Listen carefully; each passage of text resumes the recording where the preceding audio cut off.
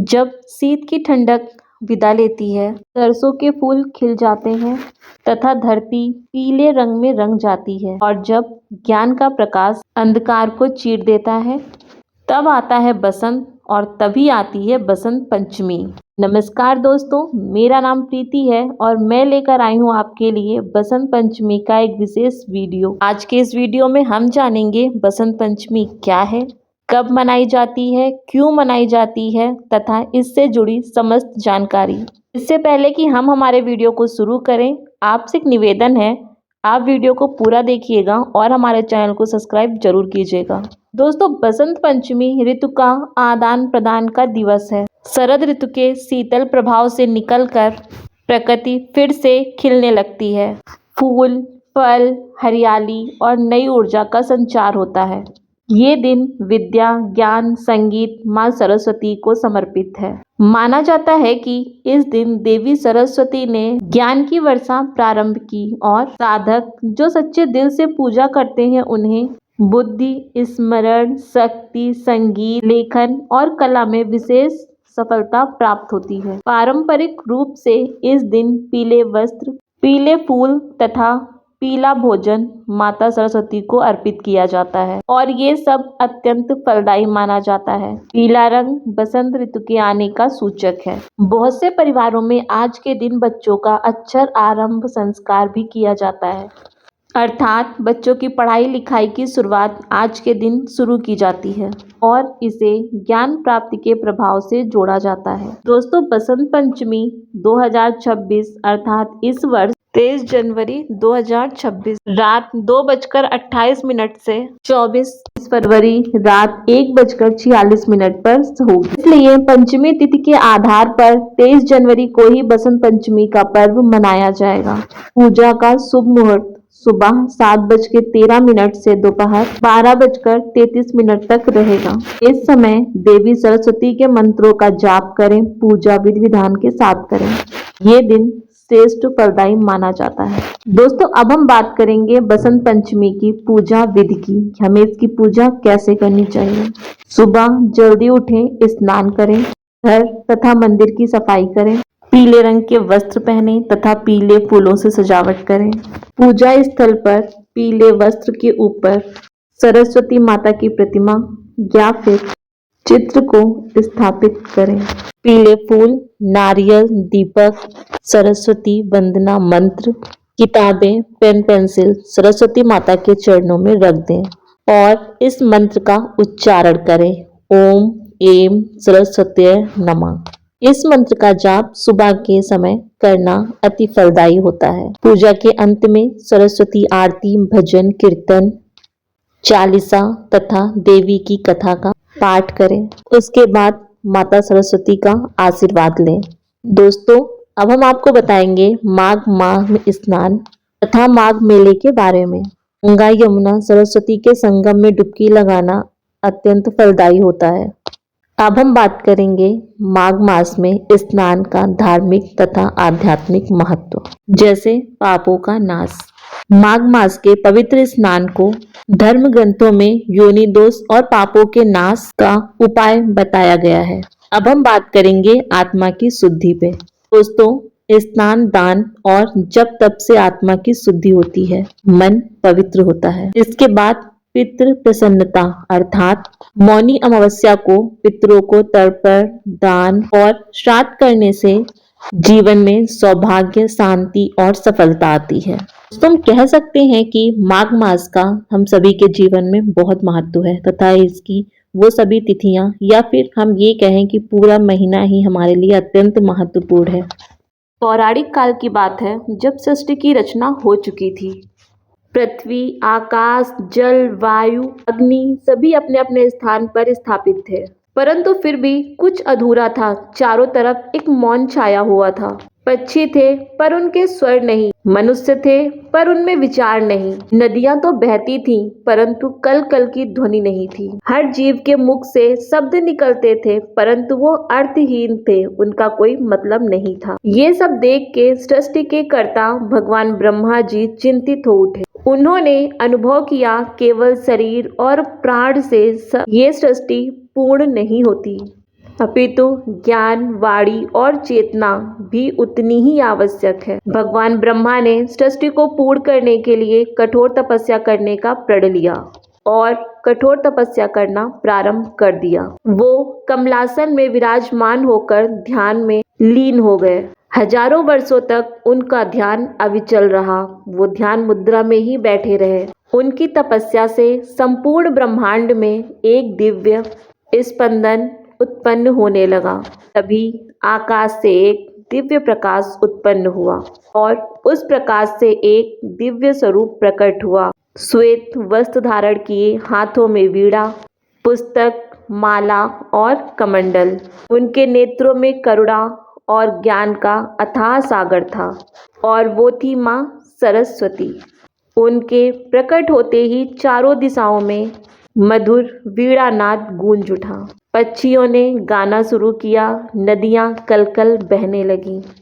मनुष्य की वाणी में अर्थ आ गया और सृष्टि में ज्ञान का प्रकाश फैल गया। भगवान ब्रह्मा ने आंखें खोली और हाथ जोड़कर माँ सरस्वती की वंदना की और कहा, हे देवी, आपके बिना ये सृष्टि अधूरी थी।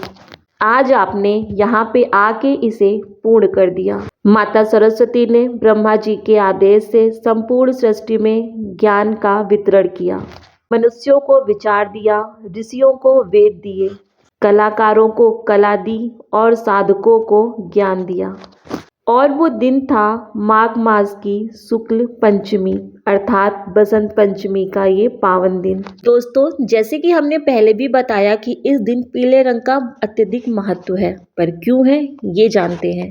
माता सरस्वती को पीला रंग अत्यंत प्रिय है क्योंकि यह ज्ञान, उत्साह, ऊर्जा और सकारात्मकता का प्रतीक है। इसी कारण बसंत पंचमी में पीले वस्त्रों का प्रयोग किया जाता है, पीले फूलों का प्रयोग किया जाता है तथा भोजन भी पीला किया जाता है। आप इस दिन पीले या फिर केसरिये रंग का भी यूज कर सकते हैं। माता सरस्वती को वो भी प्रिय है। दोस्तों, अब हम आपको एक ऐसी कहानी सुनाने जा रहे हैं जिसको सुनकर आपको माता सरस्वती तथा इस दिन पर और ज्यादा विश्वास हो जाएगा तथा आप और ज़्यादा अच्छे से समझ पाएंगे इस दिन के महत्व को। प्राचीन समय की बात है। हस्तिनापुर नामक एक राज्य हुआ करता था जो अति समृद्ध राज्य था। उसी राज्य में एक प्रतापी, धर्मनिष्ठ, न्यायप्रिय राजा रहते थे जिनका नाम राजा शांतनु था। उनकी कीर्ति दूर दूर तक फैली थी। वो न केवल एक अच्छे राजा थे बल्कि प्रजा के दुख सुख को अपना दुख सुख मानने वाले शासक भी थे। राजा शांतनु का जीवन बाहरी रूप से तो संपन्न था, परंतु उनके हृदय में एक गहरी पीड़ा छुपी हुई थी। उनके इकलौते पुत्र राजकुमार शारीरिक रूप से तो स्वस्थ थे, परंतु बुद्धि और विद्या में अत्यंत दुर्लभ।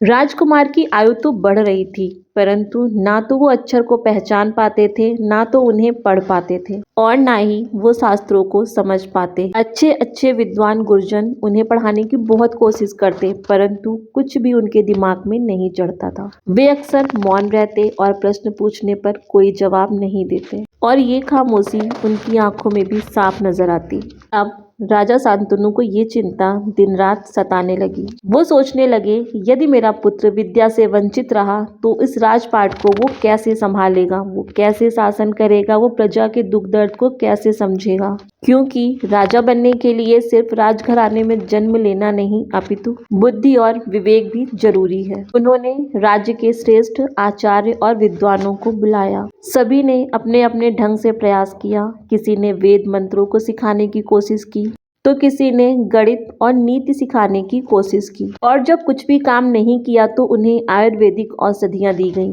जिनसे उनकी बुद्धि का विकास हो सके, परंतु इसका परिणाम कुछ भी नहीं हुआ।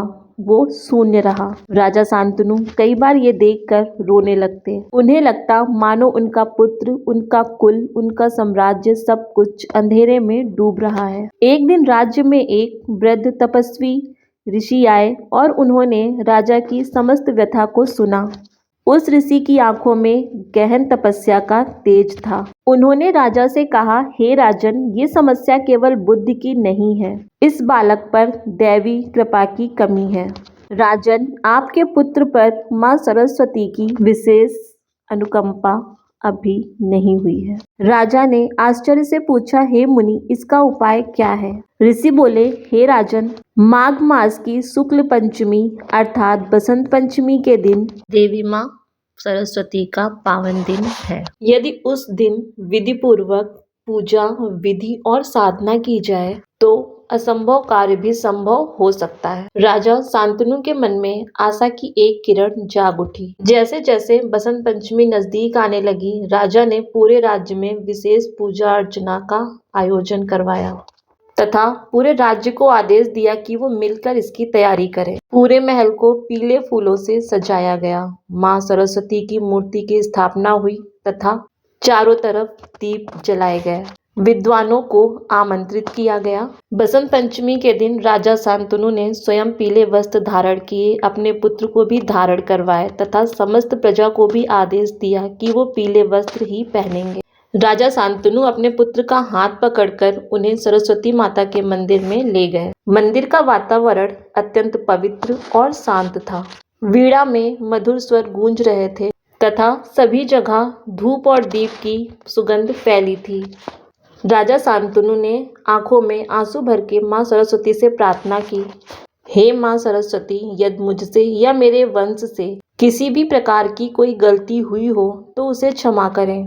मेरे पुत्र को विद्या का प्रकाश दीजिए ताकि वो ध्यानपूर्वक इस राज्य की सेवा कर सके, इस राजपाट को आगे चला सके।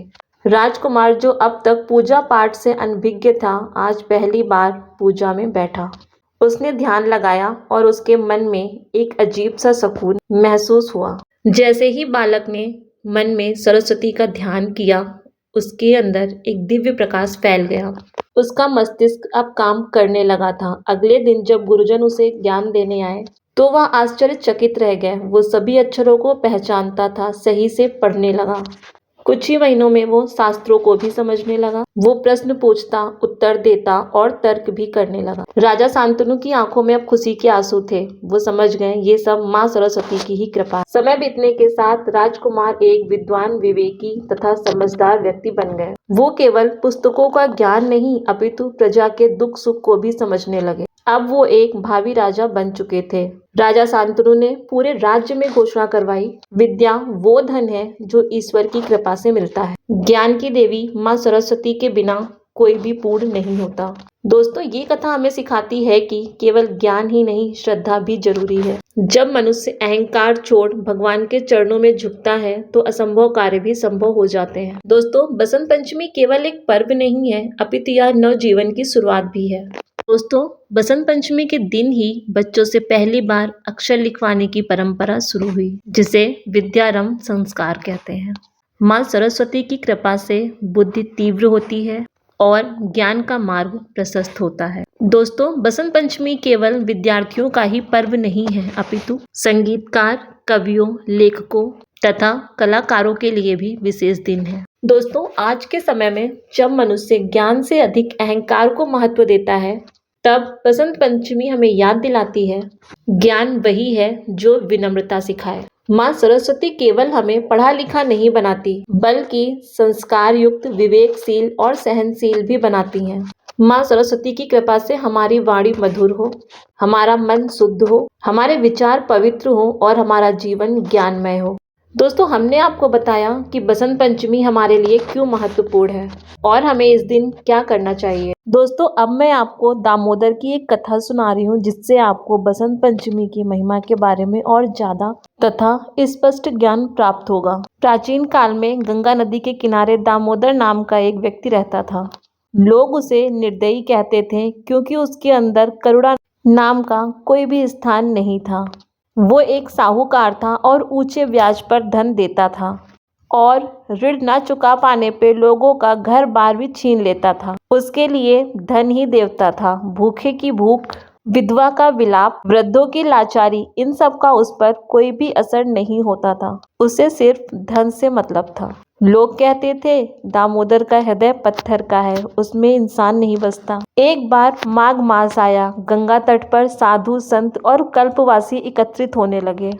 सभी दिशाओं में स्नान, दान और हरि कीर्तन का माहौल था।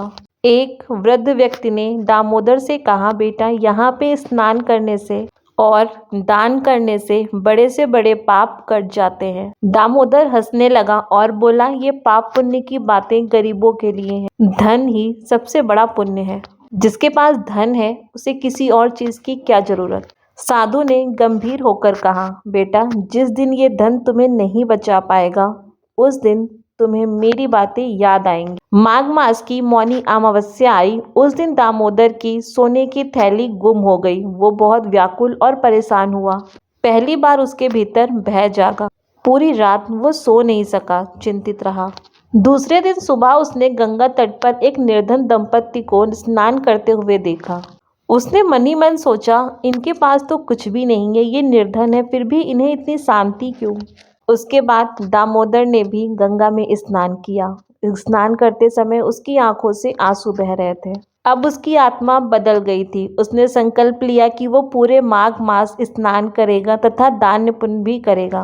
दामोदर ने कंबल दान किए, अन्न का दान किया तथा कर्ज माफ किया। हर दान के साथ उसका मन परिवर्तित होता जा रहा था। माघी पूर्णिमा पर उसने अपनी साहूकारी त्याग दी। उसी दिन उसे उसकी खोई हुई थैली वापस मिली, परंतु वो धन अब उसके किसी काम का नहीं था। दोस्तों, माघ मास में गंगा का जल शरीर को शुद्ध करता है और बसंत पंचमी पे माँ सरस्वती का आशीर्वाद जीवन को पवित्र करता है तथा हमें ज्ञान प्रदान करता है। दोस्तों, बसंत पंचमी हमें याद दिलाती है कि जहाँ मन पवित्र होता है, ज्ञान भी वहीं पर निवास करता है। दोस्तों, ये हमारी एक छोटी सी कोशिश थी जिसमें कथा के माध्यम से हम आपको बसंत पंचमी का महत्व समझा सके। अगर ये कथा आपको अच्छी लगी हो, आपके मन को छू गई हो, तो इस कथा को और लोगों तक भी पहुंचाइए, क्योंकि ज्ञान बांटने से बढ़ता है, कम नहीं होता। वीडियो को लाइक करें और चैनल को सब्सक्राइब करें और अपना परामर्श हमें कमेंट के माध्यम से दें। माँ गंगा तथा माता सरस्वती हमेशा आपका कल्याण करें। Thank you so much for watching.